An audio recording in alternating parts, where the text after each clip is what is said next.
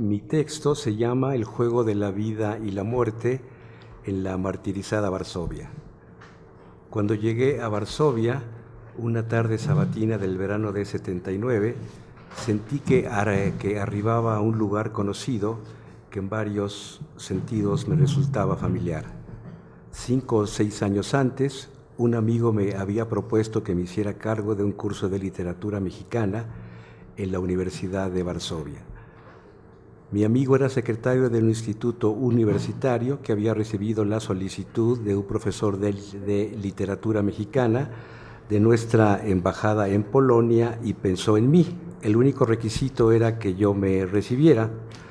Durante 74 me dediqué a escribir mi tesis de licenciatura, mientras el papeleo para que me trasladara a Polonia seguía su curso.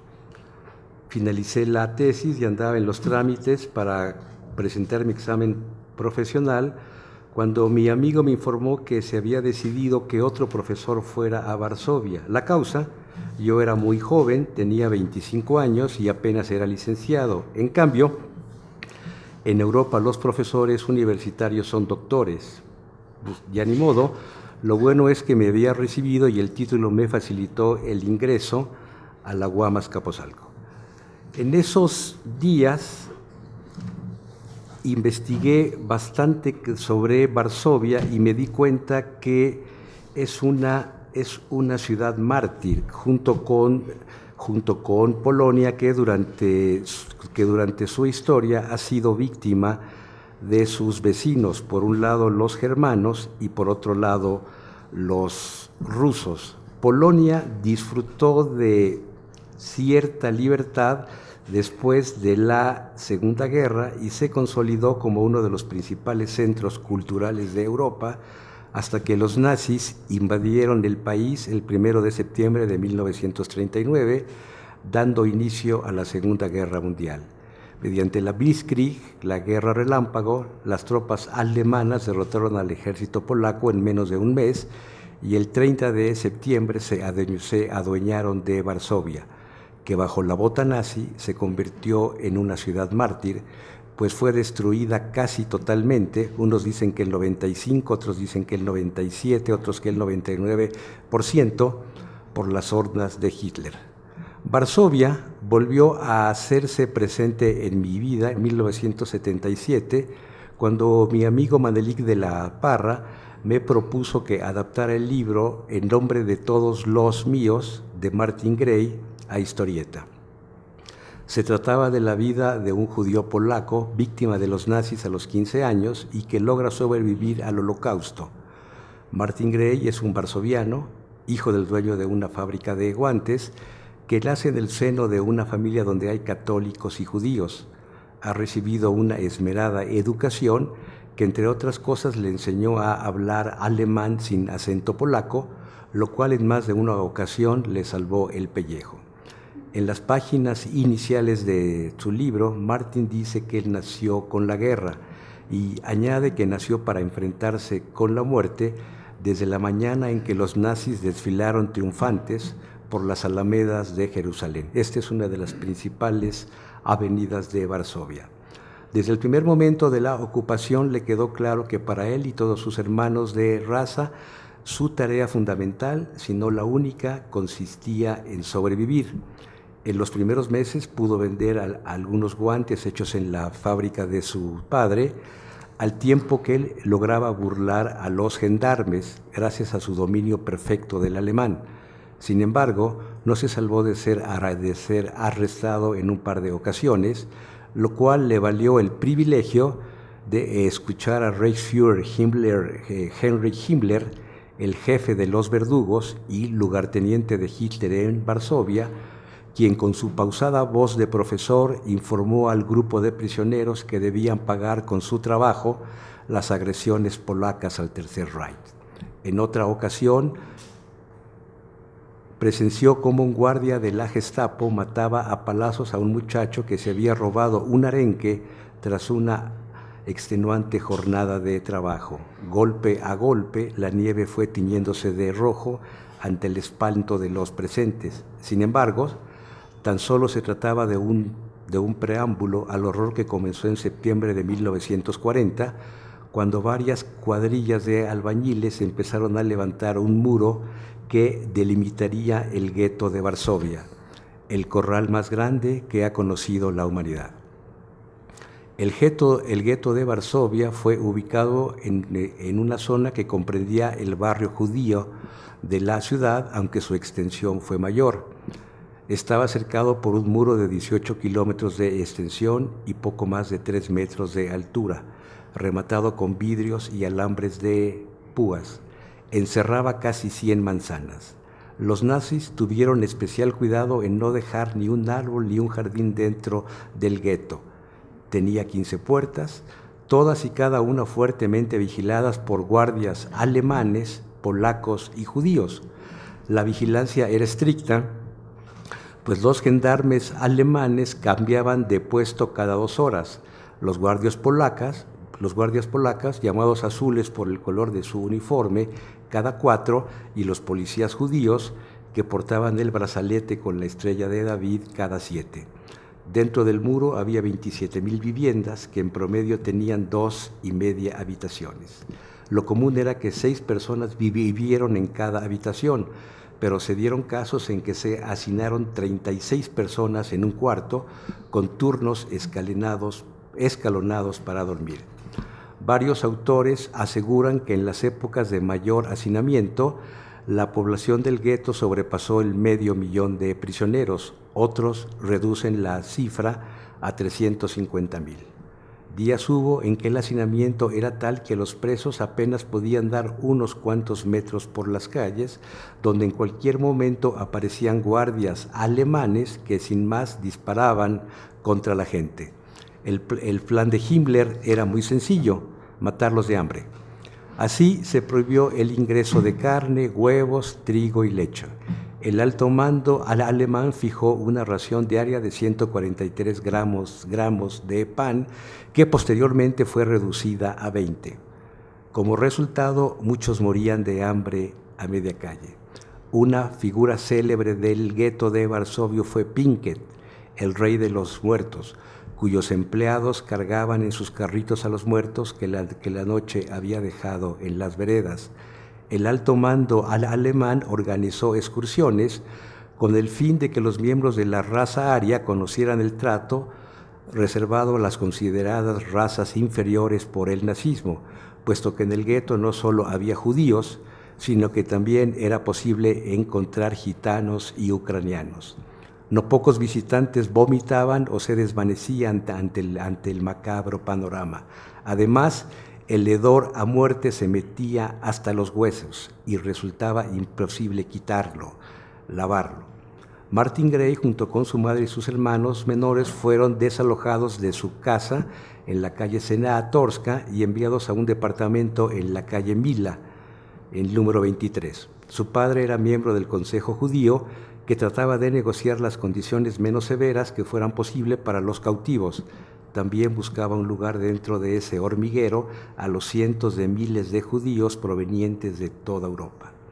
En sus inicios, cada día llegaban unos 200 deportados al gueto y morían unos 300 cautivos, sobre todo ancianos. En tanto, el adolescente Martin Gray deambulaba por las atestadas calles. El altísimo muro se convirtió en su obsesión y pensaba en él como un obstáculo, un enorme obstáculo que podía saltarse.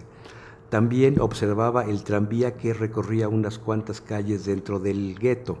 Por algún error de planeación, una línea de tranvías entraba y salía del gueto sin detenerse, pero ofreciendo una posibilidad de escape. Y una mañana, Martin logró abordar el tranvía en movimiento y viajar de Mosca. Al momento en que el tranvía salía del gueto, un guardia lo vio. Las miradas del adolescente polaco y el joven alemán se encontraron, pero el nazi no disparó. En cambio, le guiñó el ojo mientras el tranvía seguía su marcha hacia la llamada Varsovia.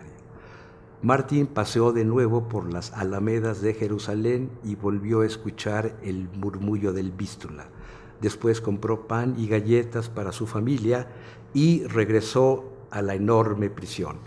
Cuando estuvo de nuevo en el gueto, simplemente saltó. Más tardaron los pasos que en ser abordado por un hombre que le ofreció una enorme suma por el pan que llevaba. Martin vendió el pan, pero no las galletas que eran para su madre y sus hermanos. Al día siguiente volvió a abordar un tranvía, de nueva cuenta compró pan, mucho pan. De regreso al gueto dio unos lotis al conductor del tranvía para que aminorara la marcha y así pudo descender con su preciado cargamento que vendió en un abrir y cerrar de ojos. Había nacido un contrabandista de alimentos, una profesión con grandes beneficios económicos, pero con grandes riesgos, puesto que estaba prohibido introducir alimentos al gueto y los infractores eran arrestados o simplemente ejecutados en plena calle. Además, en la Varsovia Aria no faltaban los peligros. Por un lado, los guardias alemanes y por otro los zampones polacos, que habían encontrado en los contrabandistas de alimento a unas fáciles víctimas. Martín fue asaltado por una banda de rufianes que en un principio le quitaron el pan, el dinero y sus botas. Los días siguientes Martín trató en vano de evitarlos, pero su campo de maniobra era muy reducido por los patrullajes de los alemanes y volvió a ser víctima de los polacos. Sin embargo, en subsecuentes asaltos, los polacos solo le robaban el dinero y lo despedían con una amigable palmada en el hombro, diciéndole beduino terco.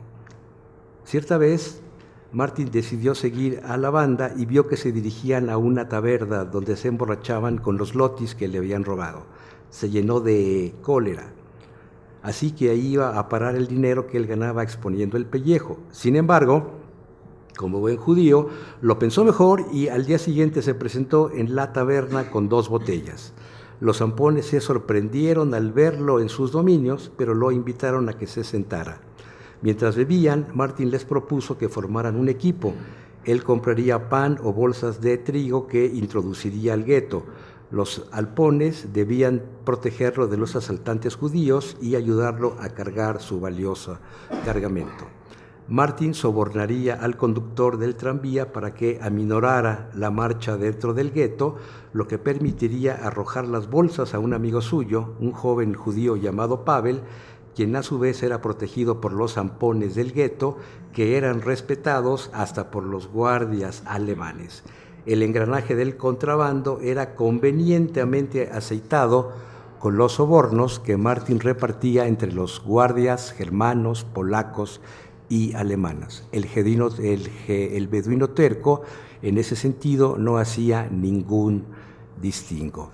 Se refería a ellos como jugadores que se prestaban a participar en lo que él llamó el juego de la vida y la muerte, puesto que él exponía la vida en cada viaje, a cada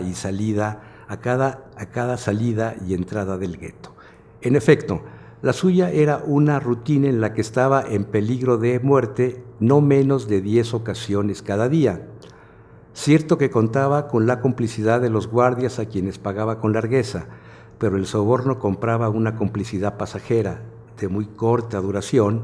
Además, no todos los guardias eran jugadores y nunca faltaban los soldados que gustaban de recorrer el gueto disparándole a la gente porque sí, porque les daban ganas. Cuando los tranvías dejaron de transitar dentro del gueto, el juego de la vida y la muerte se modificó. Martín se valió de las ventanas de una calle en la calle Kosla que formaban parte del muro. Por medio de embudos el trigo pasaba del lado ario al lado judío, pero los nazis tapiaron todas y cada una de las ventanas, lo que obligó a Martin a dividir el muro en zonas a las que llamó metas, y en las metas, que momentáneamente quedaban sin vigilancia, por obra y gracia de los sobornos, la banda de Martin colocaba 2 escaleras, una a cada lado del muro. Las bolsas del trigo eran subidas, Martin las recibía y se las pasaba a sus compañeros. Después se valió de los carritos de Prinket, que salían con cadáveres y regresaban con trigo. Estos carritos rara vez eran revisados por los guardias por miedo a un contagio. Sin embargo, también se prohibió la salida de los carros de Prinket y Martin no le quedó otro más remedio que continuar con el contrabando a través de las puertas del gueto. El terco beduino pasaba las garitas gracias a los papeles falsos que compraba a precio de oro, pero sin la protección de su banda. El peligro de muerte aumentó de manera considerable, según le señalaron sus amigos, a lo que él respondía: ¿acaso no estamos todos condenados a morir? La banda que comandaba Martin Gray operó cerca de 2 años y fue de las más importantes en el gueto de Varsovia. En la novela Mila 15 se menciona que el vecino de enfrente es el jefe de una banda de contrabandistas de pan. Estas bandas de alguna manera paliaron la hambruna que consumía a los cautivos. A mí, en lo personal, el gueto de Varsovia me obsesionó. Era un mundo de pesadilla en que la gente vivía, más bien sobrevivía, amarrada al prójimo debido al encierro. Se trataba de un círculo del infierno donde el castigo consistía en caminar y caminar sin poder llegar a otro lugar que no fuera la muerte.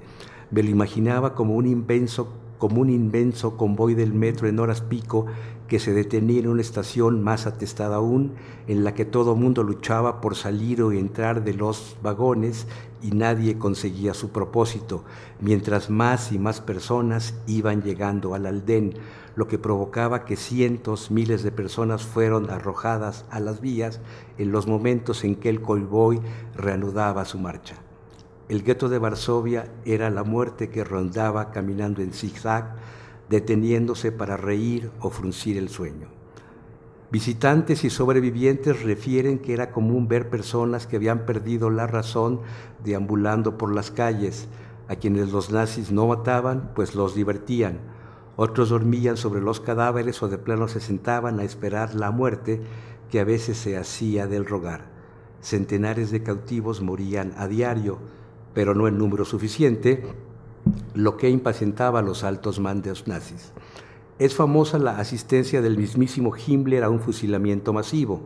Cientos de personas fueron obligadas a cavar enormes fosas y después los soldados nazis los alineaban en el borde de los hoyancos y de inmediato los fusilaban.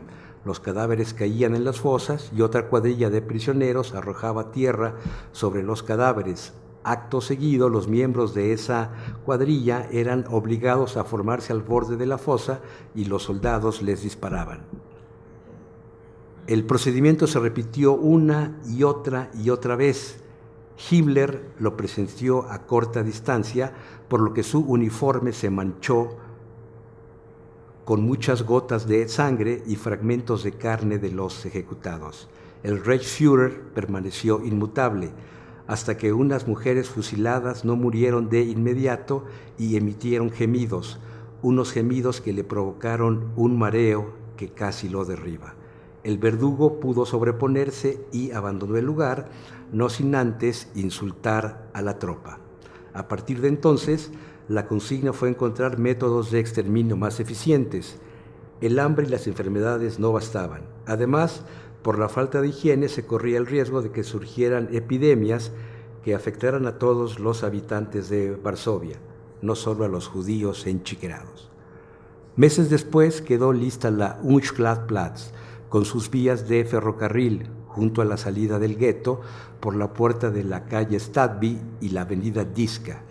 El miércoles 22 de julio de 1943, los nazis exigieron al Consejo Judío la entrega diaria de más de 6.000 seres humanos para trasladarlos al este, donde supuestamente los cautivos tendrían trabajo, comida y un lugar donde vivir. En respuesta, el presidente del Consejo Judío se suicidó, por lo que una nueva locura se apoderó del gueto. Máxime que las brigadas de exterminio sacaban a los judíos de sus casas y escondites y los conducían hasta la boca del infierno. En la Unschladplatz, los SS vigilaban y apresuraban el abordaje. Se formaban 2 filas, los de la izquierda eran enviados a los campos de trabajo esclavo, los de la derecha a un lugar llamado Treblinka, de donde nadie volvía. El terror fue en aumento hasta que un buen día los cautivos del gueto empezaron a recibir cartas de algunos de sus parientes y amigos que habían sido obligados a partir. En las misivas se afirmaba que en el este se trabajaba mucho, pero se comía bien y había bastante espacio para vivir. Estas noticias dieron algo de calma a los cautivos.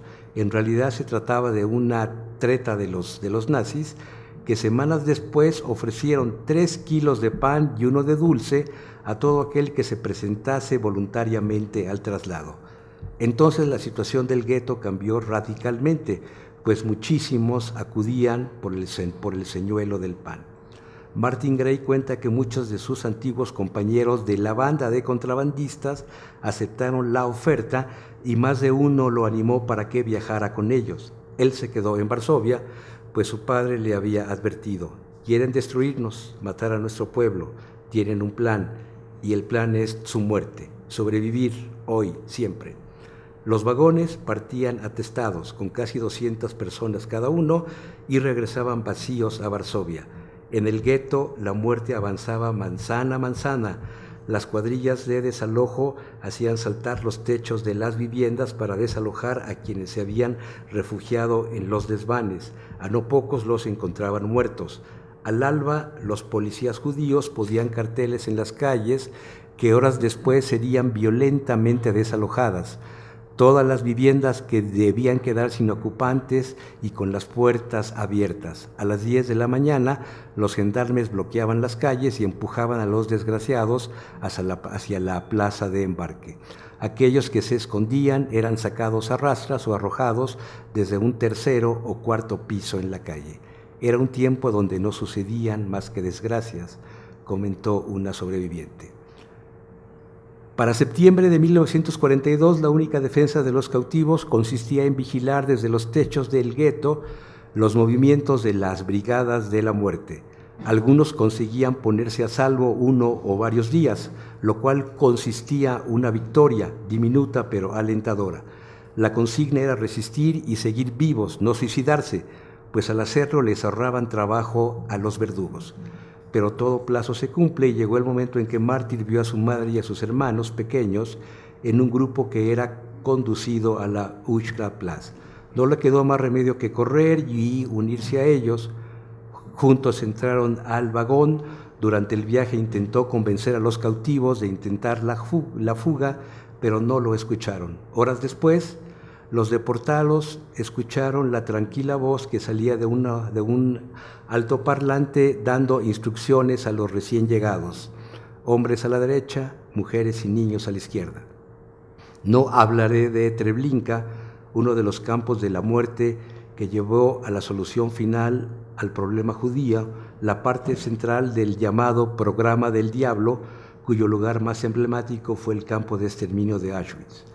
Me concretaré a decir que ahí murieron la madre y los hermanos menores de Martin, pero que el beduino terco, el terco judío, logró escapar, salir con vida de ese campo de la muerte, gracias a la ayuda de sus amigos, los zampones del gueto. Unas semanas anduvo por la campiña polaca hasta que se enteró de la rebelión en el gueto de Varsovia. Sin pensarlo 2 veces y con el presentimiento que se encontraría con algo bueno, dirigió los pasos a su ciudad natal. La rebelión del gueto de Varsovia se inició en enero de 1943. Atacaron a los alemanes con agua hirviente, con aceite hirviente, con piedras y botellas, también con armas, pero tienen tan pocas, le refirió un amigo a Martin cuando éste llegó a una Varsovia semidesierta. No se osaba hablar del gueto, aunque en la parte aria se seguía cazando y denunciando a los judíos escondidos. Martin reingresó a la inmersa prisión de noche, confundido entre los obreros judíos que conservaban la vida debido a que trabajaban en fábricas de alemanes. En el gueto quedaban muy pocos habitantes, la mayoría indiferentes, en espera de la deportación o la muerte. Los más optimistas confiaban que la guerra terminara pronto, pues se habían enterado de la rendición de los nazis en Stalingrado.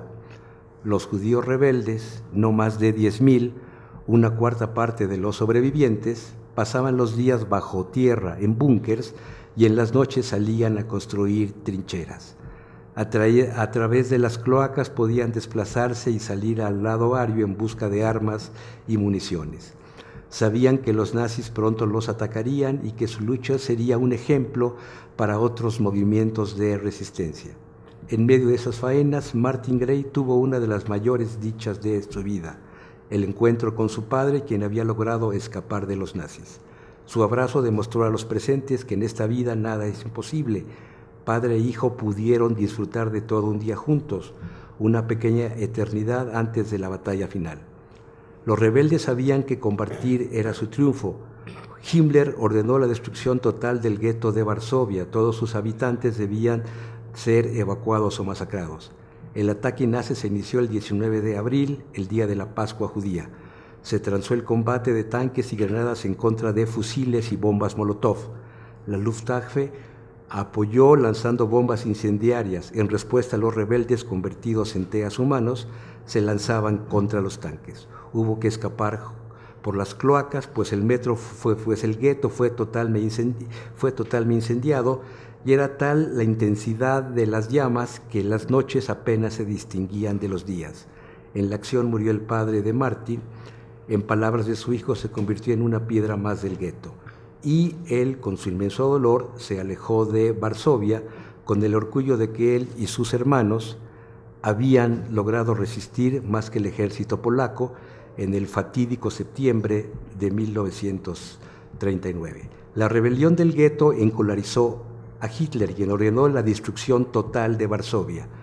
Cuadrillas de expertos en demoliciones se encargaron de convertir en cenizas y escombros todas y cada una de las edificaciones y construcciones de la urbe.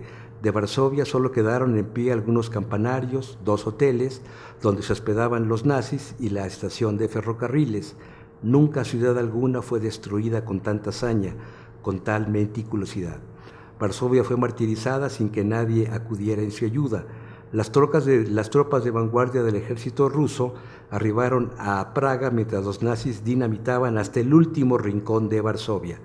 Miles de soldados rusos se encontraban al otro lado del Wisla, perfectamente armados y pertrechados, pero no hicieron nada para impedir la destrucción. El mariscal Zhukov declaró que sus tropas estaban muy cansadas y no le dio importancia al asunto. Semanas después, Martin regresó y se encontró con esto. Después emprendimos el camino hacia el norte, hacia Varsovia, pero no quedaba nada de Varsovia. Al llegar a Praga dejé a mis compañeros y me encaminé hacia el Vístula. Buscaba el puente Poniatowski, los otros puentes, mis puentes. No encontré más que arcos rotos y pasarelas provisionales, tendidas de una orilla a otra. Fui hasta la orilla izquierda. En columna, la gente avanzaba encorvada, cargada de paquetes, azotada por el viento. Me detuve en el extremo de la pasarela. Delante de mí no había más que un campo de piedras de que se alzaban siluetas de campanarios, restos de paredes, como si el desierto del gueto hubiera roído a toda esa ciudad que lo había tolerado, como si hubiera sido una plaga contagiosa, gangrenando toda la ciudad, no dejando absolutamente nada. Varsovia, mi Varsovia, no existía más. Durante el más crudo invierno, apenas se retiraron los nazis, miles de varsovianos cruzaron las aguas congeladas del Wisla para regresar a su ciudad. Una de ellas fue la escritora María Dabrowska. Todos somos peregrinos que vamos a la bendita entre benditas, la martirizada Varsovia. En su cuento, Peregrinación a Varsovia, María expresó así el amor de los varsovianos por su ciudad mártir. Cuán conmovedor es el espectáculo de estos extenuados peatones, cargados con maletas, bultos, cestas, fieles varsovianos que convergen en todas las direcciones hacia todas las ruinas de su amada capital. Nada les arredra, están dispuestos a vivir entre ruinas, dispuestos a comenzar la reconstrucción de esta ciudad, la más vital en su heroica muerte que todas las ciudades intactas del mundo. En su prólogo a la antología del cuento polaco, Sergio Pitol refiere que la primera tienda que se abrió en la Varsovia liberada, cuando apenas empezaba la titánica tarea de su reconstrucción, fue ni más ni menos una florería.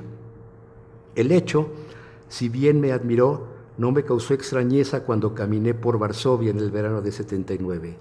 Tuve la sensación de estar recorriendo un inmenso cementerio, pues por doquier había cirios encendidos y flores. En la zona que ocupó el gueto, donde los cirios continúan encendidos a pesar de la lluvia, se construyeron ejercicios de apartamentos a los que rodean enormes jardines. El señor Fliss, quien por ese entonces trabajaba en Varsovia, me explicó que se había decidido dotar a muchas áreas verdes a la ciudad para que todos los varsovianos tuvieran la sensación de poseer un jardín. Y desde las alturas, en primavera y verano, Varsovia es una verde planicie donde quienes han estado allí en invierno le dicen la Blanca Varsovia. No dudo que también entonces arderán los cirios y habrá flores en las aceras. Muchas gracias.